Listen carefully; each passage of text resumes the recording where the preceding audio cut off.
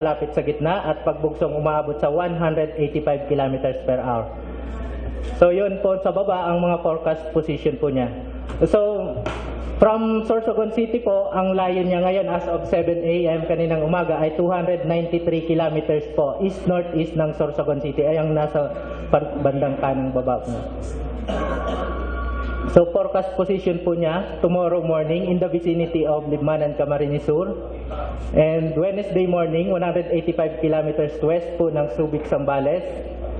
Thursday morning 540 kilometers west po ng Iba, Zambales, and Friday morning 140 kilometers northwest ng Calayan po. Sa Palawan, nasa labas na po siya ng Philippine Area of Responsibility. Next please. So ngayon po alas 8 ng mamaya. So ang tropical cyclone warning signal number 3 po ay nakataas na dito sa Catanduanes at ibang portion po ng Sorsogon. Kasama po ang Luzon, Pilar, Castilla, Sorsogon City, Puerto Diaz, Gubat, Casiguran, Barcelona, Huban at Magallanes. So ang mararanasan po nating lakas ng hangin ay mula 121 to 170 kilometers per hour expected within 18 hours. Next po. So signal number 2 po, yung concern po natin is Sorsogon. Signal number 2, yung rest po ng hindi nabanggit kaninang mga lugar.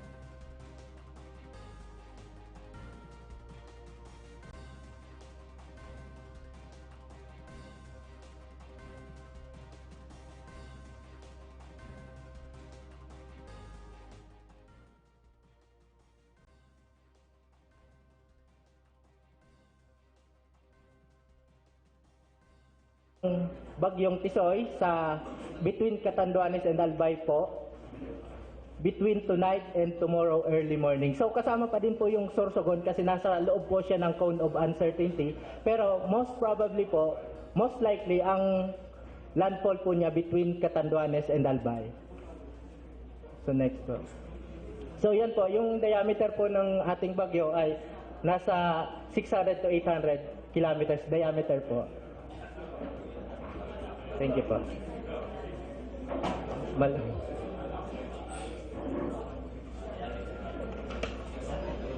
Tapos ka na? Yes po. High tide ba? Ang kakaalam, Ako hindi ko alam yun. High tide ba? Di ko din po. Alam ko po sa Nambria po. Sino nakakaalam kung high tide at kung saan high tide? Mamaya po na hanggang umaga, mga 2 o'clock is high tide. Tingnan namin kahapon.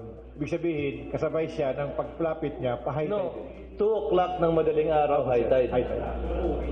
So sasabay siya. Masabay sir eh. Low tide siya na, 7 o'clock. Saan high tide? Sa Eastern Pacific. So sasabay siya.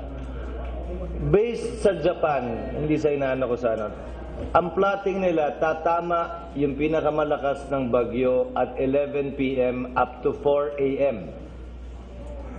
Mamayang gabi hanggang madaling araw. Yun ang gulpi. You're talking 80 to 100. According to them, 80 to 100.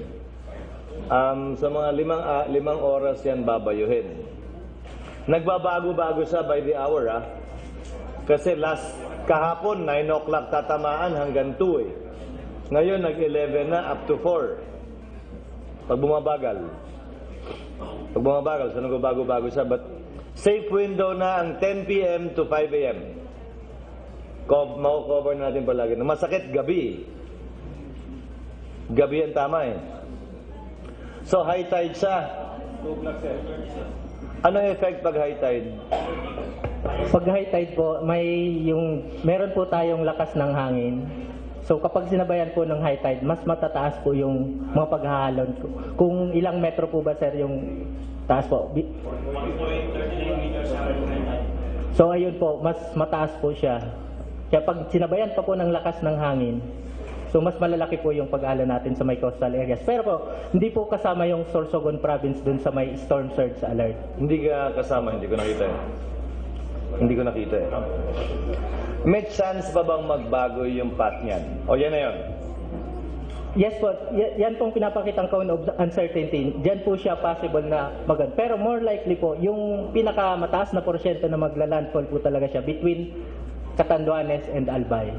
Anong level of confidence ng Pag-asa na yan na talaga yung track niya? So, na hindi natataas, hindi nabababa. Yan na yun.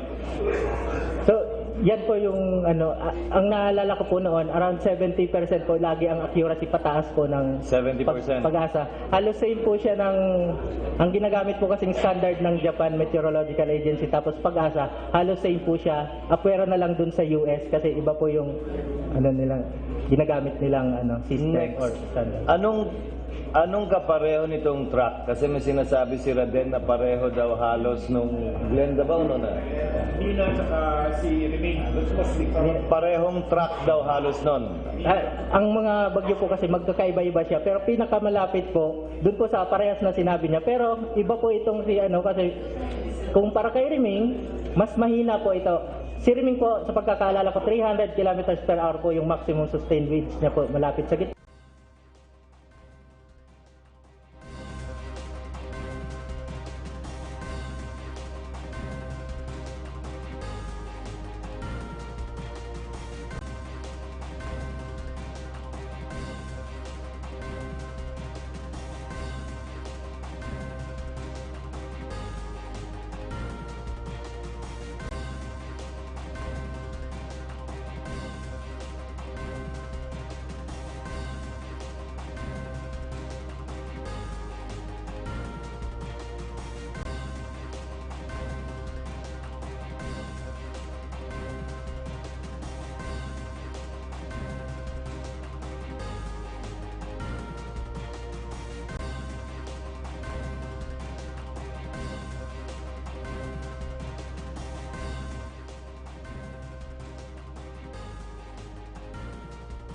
to 30 mm. 15 mm na is 1.5 cm Yes po.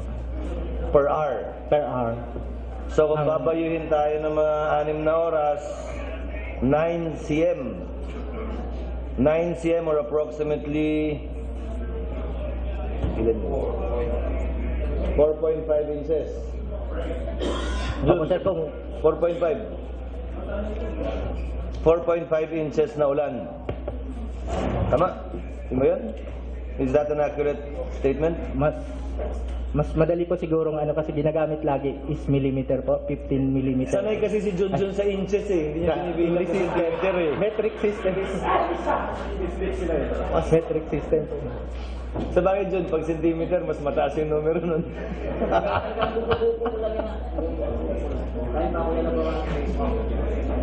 So 15 cm po yun, ina-assume na walang infiltration, evaporation. So yung mas mabababang lugar, doon dadaloy pa po yung tubig na tubig ulan.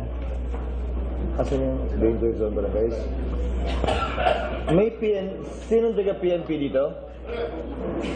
Sir, kaya ba, naka-disaster uniform ko na eh. Do you have the list of the disaster-prone barangays prone to flooding and landslide? Pakibigyan ng list, paki-review sir, pakipuntahan yung mayors, yung kapitan, coordinate kung talagang na-evacuate na yung mga tao doon. You have between now and until 10 p.m. tonight. Yes, sir. Kindly give them a list. Pa-check, double-check, pakibigyan na rin yung mga mayors sa respective towns nila. But I'm sure they're aware of it eh. Di ba, Mio? Kabisado man niyo eh. Nasenda.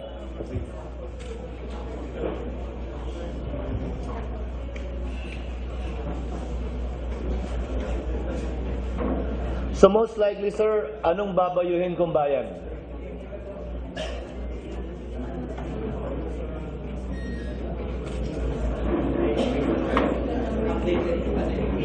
Yes, sir. What town?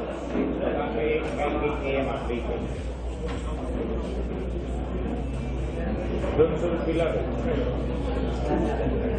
Kasi ko na makatuto ng pilar. Yun ang mataas eh. Doon sa pilar.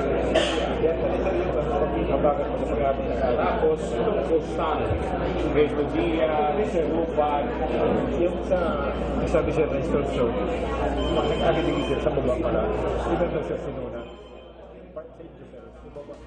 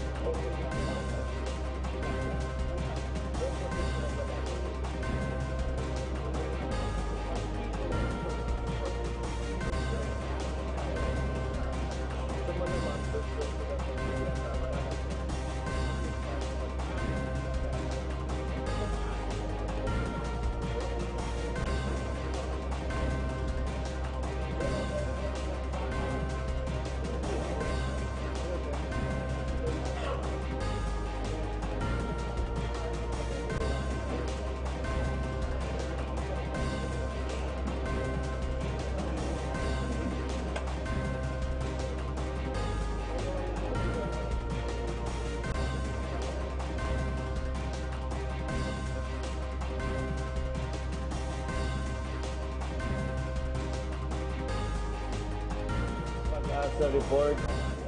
Can we hear from the municipal mayors kung kamusta yung status ng preparedness nila and what if any you might need? Jo, mauna ka na. Good morning, everyone. For the latest update in Dunsol, we have initiated the first meeting last Saturday, and as of 11 p.m. last night, we have already evacuated 249 families or around 1,000 individuals in 6 barangays. As of this morning, said evacuation is still ongoing, and at 1 o'clock this afternoon, I have again convened the council, this time including all the other stakeholders like the DepEd, the Dunsol District Hospital, the Army, the Coast, etc., and all the barangay captains. We are working on, this morning we're working on the riverbanks barangays kasi yung nauna namin is the coastal barangays. So sa riverbanks na kami ngayon. We should be done by 2 o'clock. The reason why I scheduled the meeting at 1 o'clock. Forced evacuation yan, Jo. Opo.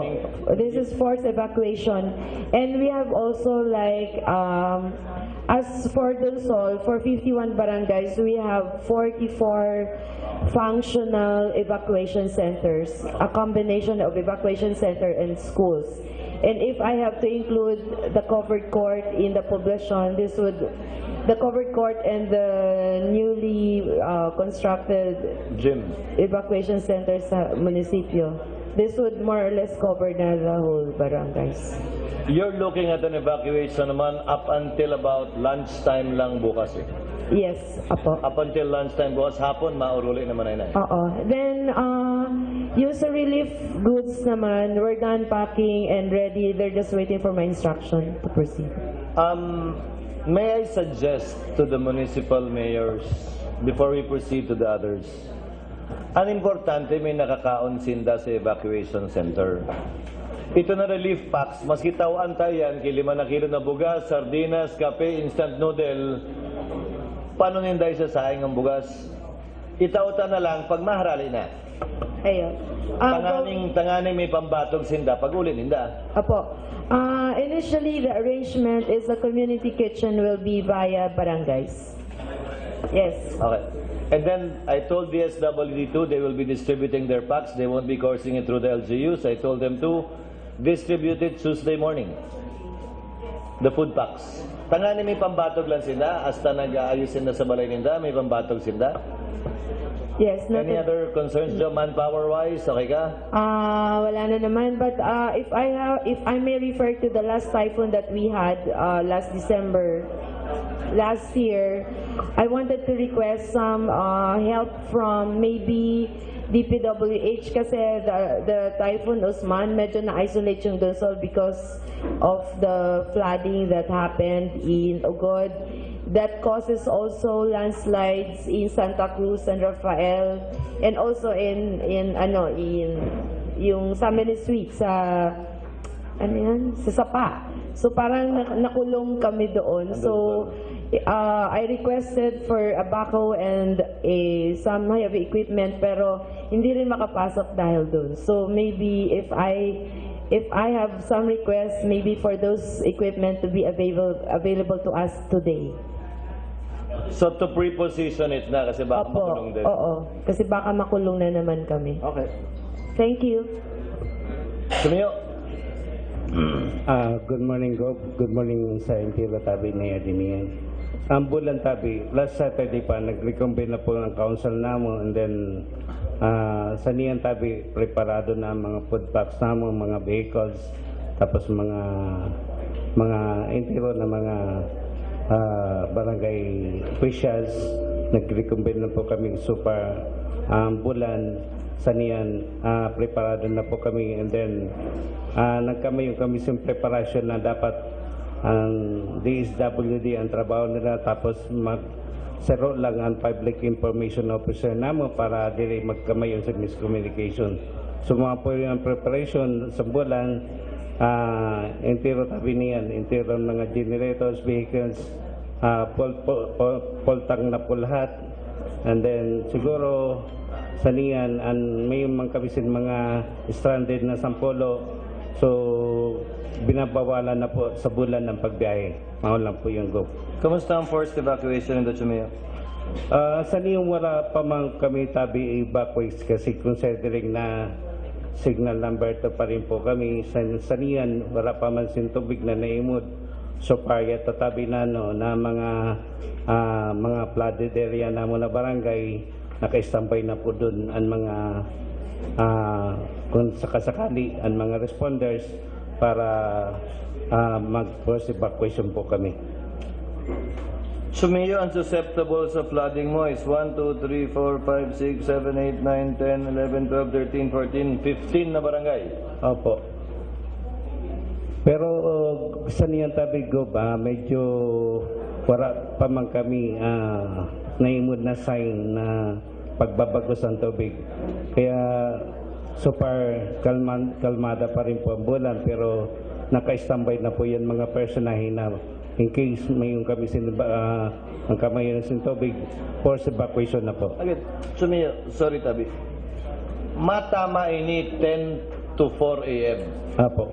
Tururugan mga tao pupukawo ni na sano pa niya balak pag nahiling niya na nagtataas ang tubig. Perang oras ka mo makareact?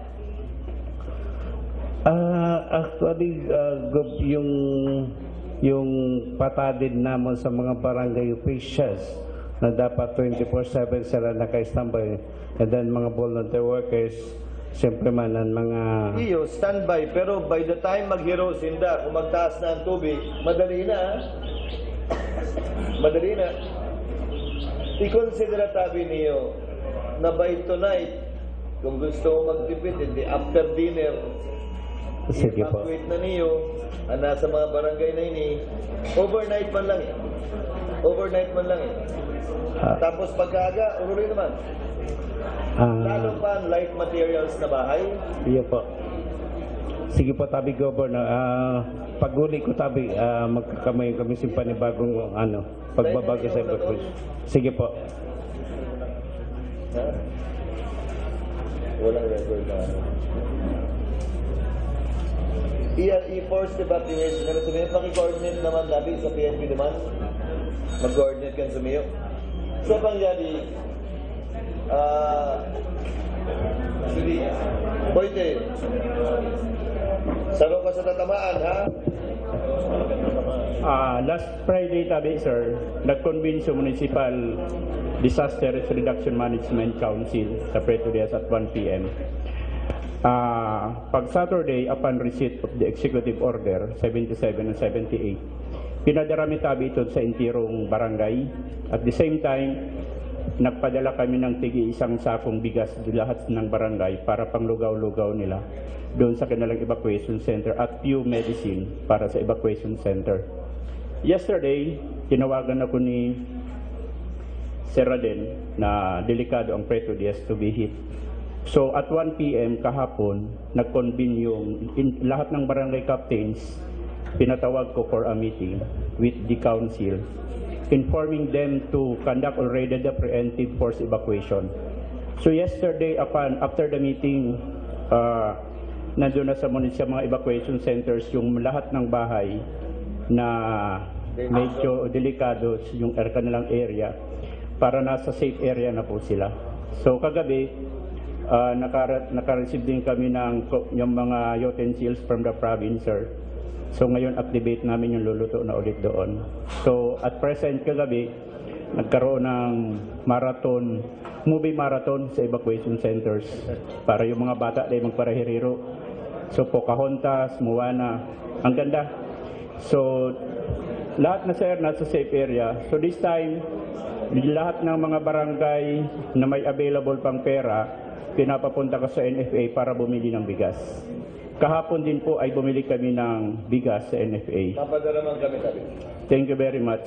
So siguro, today, halos in place. Just this 4 a.m., may pumunta doon sir na tropa ng Army. Nag-attend din sila kahapon ng meeting namin sir. So yun yung na-request namin, additional na personnel from the Army. Meron ng Army sa Preto Diaz sir. Thank you. At ang identified namin doon na prone sa flooding ay 9 barangays, di poblasyon barangays, yung party dito sa may facing Rapo-Rapo Island. Ilan ang pinadala ng Army?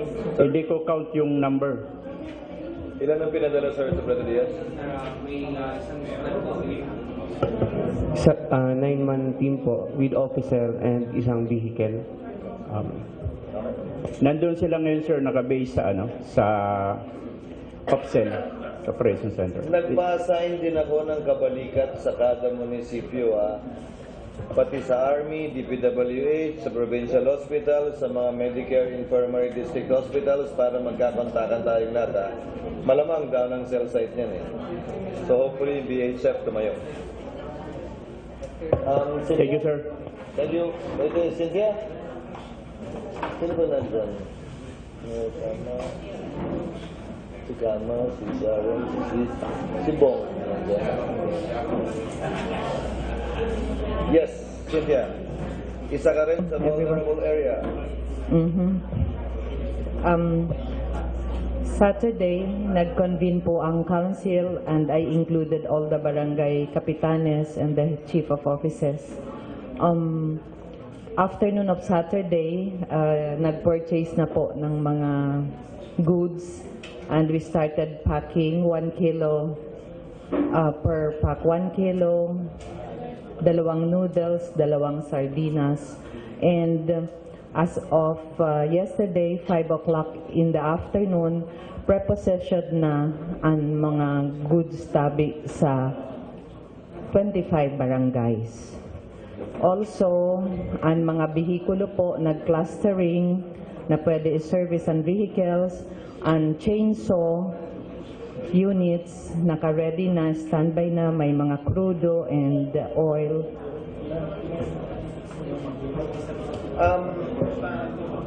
Status ng preemptive evacuation. Preemptive evacuation, ongoing po as of kanina ng umaga, nakapag-distribute na rin sa evacuation centers na may tao na ng mga coffee, food packs again, coffee, sugar, pandesal this morning. Pero continuous po yun, ongoing, dire-diretso po hanggang may tao. Any needs, concerns, Cynthia? There are, oh yes, trapal po, kailangan yan after San Bagyo po, trapal. Sa Barcelona po, there are 13 landslide prone barangays per MGB evaluation of late, and there are 11 coastal barangays. Kaya po, I don't know if our guest from Pag-asa kung pwede po ma-validate because nagtawag po kami sa Pag-asa yesterday, and the guy said masabay daw po ang high tide sa landfall and the waves unexpected po na 3 to 5 meters ang heights and waves. Yes po, na banggit nga po ni Sir kanina na masabay po talaga. 3 to 5 meters po ang sinabi over the phone, nag-inquire per hour, and nagtawag po kami. Ang sabi sa naka-istorya may maabot po between 3 to 5 meters ang kataasan balod. Opo. Ryan, excuse me. Actually, that is the yung sa ano tawag niyan, yung sa may tayo sa dagat, ang tawag niyan. Gale warning. Actually, wala na tayo yung gale warning, di ba? Nalisan yung gale warning. So, di po accurate. It's not accurate. Sa gale warning po yun, Mayor, na 3 to high to 3. So, we shouldn't be expecting that. Hindi It's naman just the siguro. usual. Kasi sa storm surge nga mababa kasi sa taas, walang magiging storm surge sa baba. So, diri po yan to tama. Gale warning yun. Pero ang alam ko, inalis ni Pag-asa. May gale warning ngayon? Pero that's was probably the height of the kaya lang, hindi naman masyado ganun ka-assume. Very accurate po na 3 to 5. Kaya darag ko po yung sabi. Pero nag-evacuate na tayo sa mga areas na yan. Coastal areas, yes, Coastal preemptive. landslide-prone Opo. areas. Coastal. Pero sir, the trapal po, I reiterate po, yung kung pwede po, trapal. No, for all naman yan, but after. Opo. Thank you, After yan. sir. Thank you. Sharon?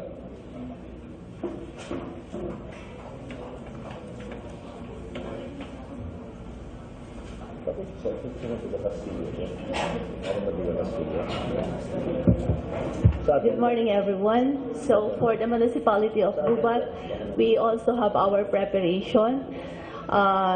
Yung mga evacuation centers po, okay na rin po. And presently, we are undergoing preemptive evacuation. Pero may mga nauna na po, especially yung coastal barangays. And bali, sa ngayon, MDRRM staff together with the Philippine Army and PNP po yung ongoing. Yung ano namin po is until 12, lahat na dapat sila nasa evacuation center. Tapos yung mga vehicles... 12 noon today. Opo. Yung mga vehicles po, naka-full tank na rin po, including the backhoe for possible landslide because we have 27 barangays prone to landslides. And yung food packs namin ready na rin, pero I don't know kung baka kulangin po kami. And also with medicine, yung mga basic medicine, yun din yung fear ko po kasi baka kulangin. So, everybody is, yung ano po, yung lahat ng barangay disaster risk reduction team were also advised, and yung contingency plan is being followed. Yung standard operating procedures, lahat naman po. Again, Sharon, sa evacuation centers, pakaunong tao, Po. Pakaunong tao sa Opo. evacuation centers, bakong food box na. Opo. Actually, yung ano po, sila na po, yung BDRRM, yung bahala ng cooking. We will provide the rice and other things. Yun lang po. We will send to each municipality to some rice. At saka yung ano naman po, yung communication namin, open naman, and we reminded the hotlines. Kasi bawat household naman meron ng hotlines and they know it already. So, reminded lang po yung mga tao on the hotlines, MDR, rescue, hospitals, and the PNP. Aside from possible lack of medicines and food packs, any other needs and concerns? Medicine, yun lang. Anong medicine ba ang kayo? Yung basic, kasi usually pag crowded na sila sa evacuation, nandun po yung sinisipon, masakit yung ulo, masakit yung tiyan. So, yun, basic meds lang po. Okay. So, thank you very much. Sweet, tabi. Bakong wireless naman ang mic? Jingle?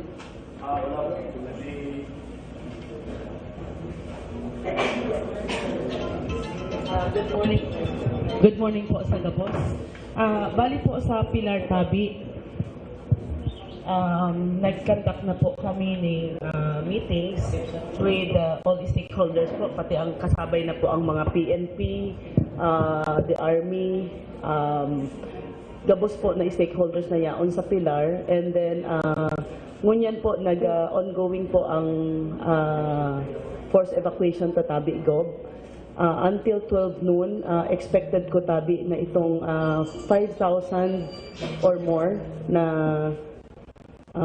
tao should be in their evacuation centers.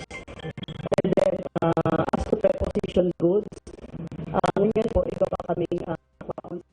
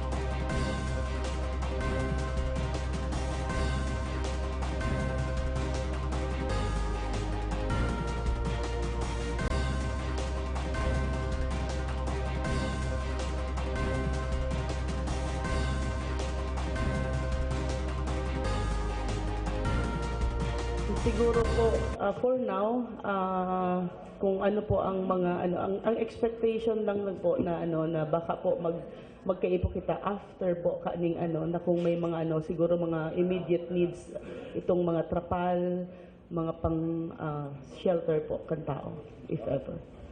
Thank you so much po. Tama.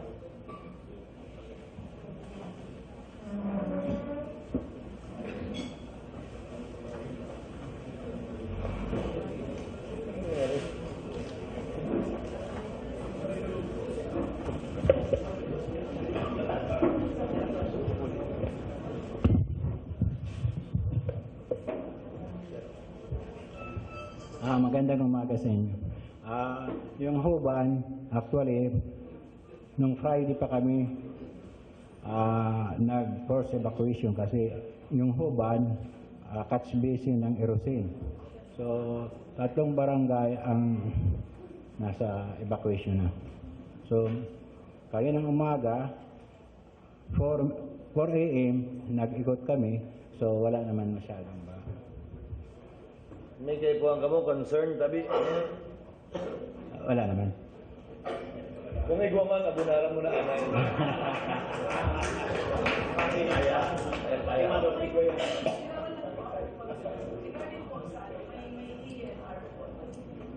kung may case wala po na sa kahoy, nagawa lang medyo delikado na. So, kaya ask permission po na Bako, ako na masabi, putulan na.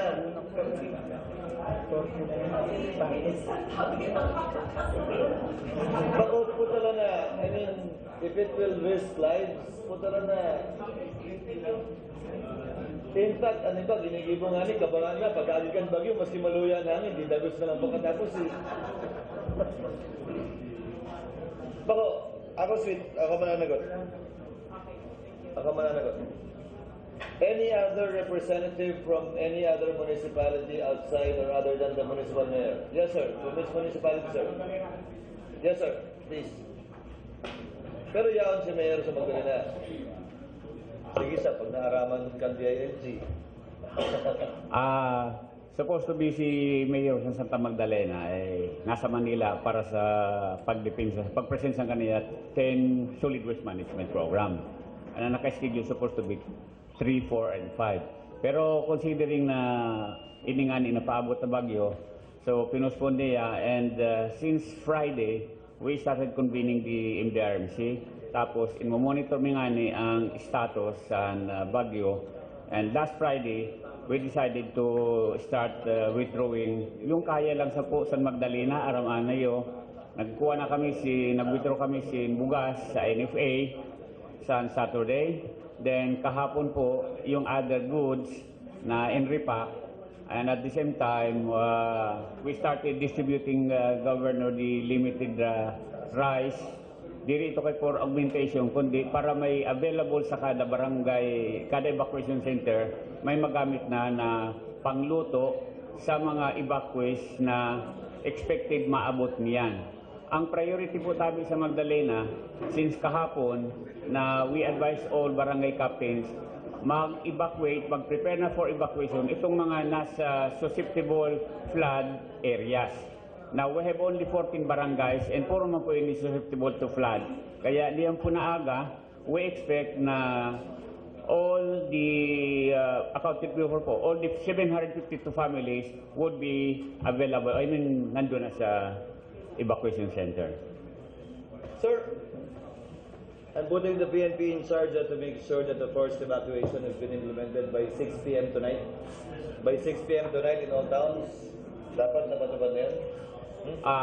Basta as of now, by 12, we expect na ang among mga is available. All the better. Pero not later than 6 p.m.?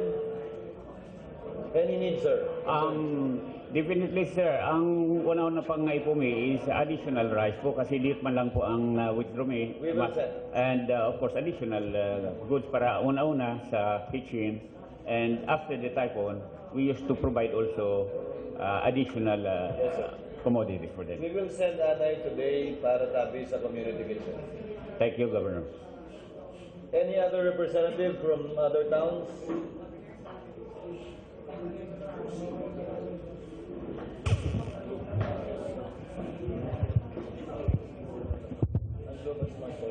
Good morning po sa Intiro. From the municipality of Irusin, the preparedness measures na taken sa munisipyo since Friday, we conducted the MDRIM Council meeting, and the BDRMC meeting was conducted in the afternoon po. And the barangay captains were mobilized para po sa stockpile nila. So, nakabakal na po sila sin mga food na gagamiton pagpakaon po dito sa mga evacuation centers. And we also repacked ang food packs po to be distributed to all the barangays and among munisipyo. Clearing operations were also conducted. But may we request also for Sorsogon po to help us in clearing dito po ng mga nakatama na mga puno dito sa wires kasi diri po kaya sa team na sa for clearing po sa mga wires sa Sorsogon. Also, we had, we did ocular inspection kanina po na morning since 4 o'clock. And diri po man po affected talaga ang mga salog na mo dito sa munisipyo. But preemptive evacuation is ongoing right now, and evacuation should be in the evacuation center not later than 2 p.m. this afternoon. So after 2 p.m. and may mga tao pa po na habo mag-evacuate, we will be enforcing yung forced evacuation, and we will be needing the help of the Army. Pero as of this time, 18 personnel from the Philippine Army are deployed already in the municipality po. So that's all. And we need po pala an additional siguro na mga rice po, and sacks of rice. And ang tarpaulin po, ang trapal, and siguro po ang medicines din. Yun ang mga basic needs po sa munisipyo na kulang. Thank you very much. Medicines po, Tabi Gov. After medicines, you said? Medicines, ang trapal po, and additional po siguro na mga bugas. Okay, ikaw na ka mong Army. Yes po, Gov. May 18 po na personnel na anayad to niyan sa Irusin. That's it? No other concerns? Any other representative from any other town? Castilla, Bulusan? Wala. Salo-salo na. Sa Reco 1, saan ka mo maputol kuryente? O nagputol na ka mo?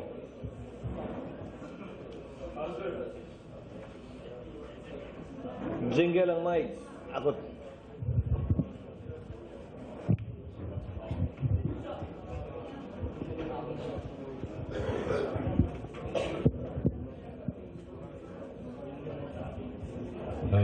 Good morning po.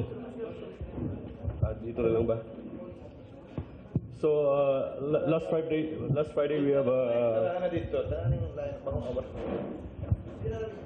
okay. Last Friday we have a briefing with our technical personnel, and yesterday I issued all the instructions to our area managers. So specifically, we underscored the need to trim down vegetations, especially those trees that pose hazards distribution lines. So we can expect interruptions mamayang gabi.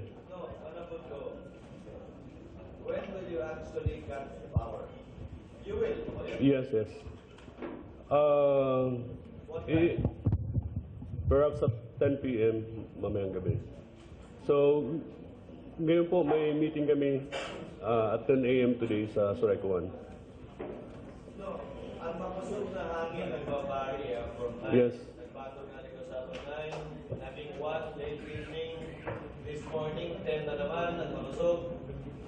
You might want to consider cutting power earlier. You're talking 8.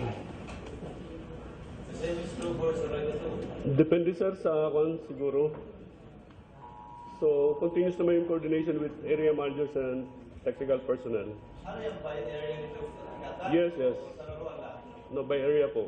By area, depende sa kusog? Depende sa kusog. So, we How have... do you know? What will trigger your cutting power? Especially pag na-submerge na yung mga lines namin sa baha, sa flooding, and talagang... No. There are some areas. Especially yung nasa rice fields na mga kwan. Ang problema ko dati, problema ko, kung may tumungwa na poste na live. Ako ang problema may. Pag may poste na nagtumba na live, paso may mag-skill. Para magtaniya ko yung pinagtumba. Yes. Kampo yan sir, ang maging instruction is it will be a judgment call for our area managers to isolate the areas. So, kung talagang grabe ng kusog... I don't know what the protocol is. That's the protocol? Yes sir. Isn't the protocol to cut it? I isolate. No, we have the cutouts. May mga cutouts kami. Doon, naka-sectionalize naman yung mga lines namin. Only when there is damage or sa all the area manager. No, even prior to damage, pwede nang i-isolate. Yes, yes.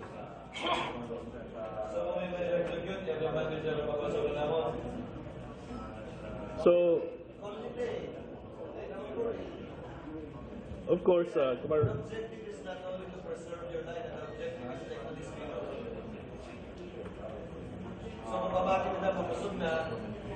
pwede na.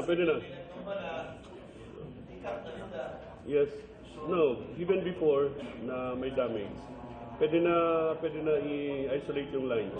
Same protocol yan sa Sorsogon Gov. Same protocol, sir. Hello, good morning, sir. Sa parte, sir, sa Sorsogon 2, lain kami makat off sin power na hanggang dili nagka-cut off an NGCP. Pero naka-ready ang linya naton. Ikaw naman, pag nag-cut off ang NGCP, Lord size naman ako. Wala talaga.